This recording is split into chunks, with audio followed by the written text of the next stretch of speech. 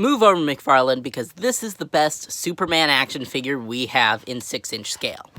And the best for collectors. Though I will say the box is a bit bland and boring, Mafexy.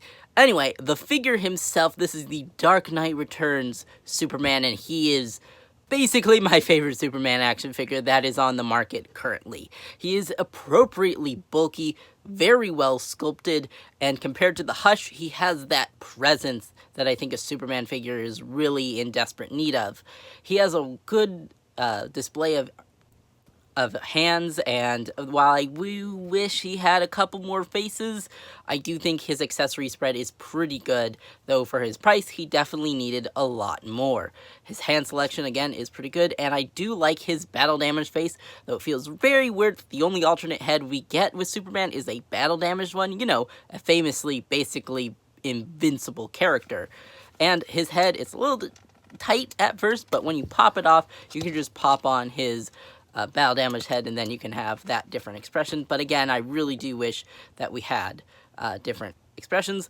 But if you have his little holdy hand and put it with this arrow, you can give him that kryptonite arrow that he'll be holding next to his face, which is what blows up in his face and gives him that kryptonite battle damage scar. Though it is a very tight fit inside the hand, so maybe heat that up first. I think that would be a good idea.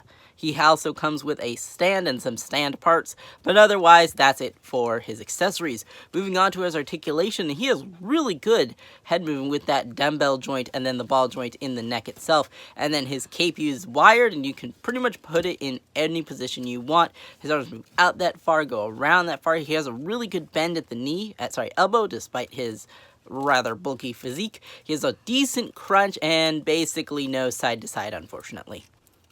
Drop down joints at the hip, and that allows him to kick that far forward and that far backwards.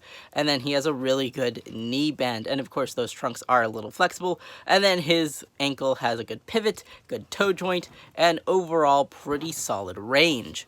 That being said, I love his frickin' butterflies on the ball joint system they have. It looks really good, and you can get him into some fairly natural crossed arm poses, which is always essential for a stern character, which Superman can be very stern sometimes.